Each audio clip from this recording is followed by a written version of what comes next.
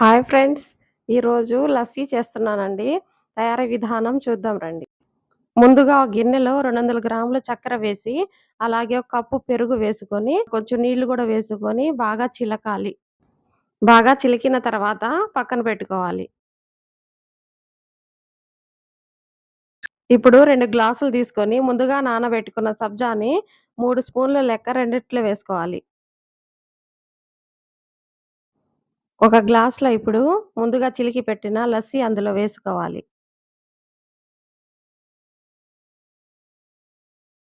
ఇప్పుడు ఇంకో గ్లాసులో రస్నా వేశాను.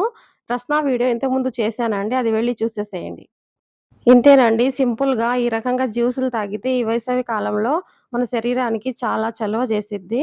ఈ విధంగా చేసుకోండి మీరు గూడా. నా వీడియో గనక మీకు నచ్చినట్లయితే లైక్, షేర్, సబ్స్క్రైబ్ చేయండి. ఇప్పుడే చూస్తున్న వాళ్ళైతే సబ్స్క్రైబ్ తప్పకుండా చేయండి ఫ్రెండ్స్.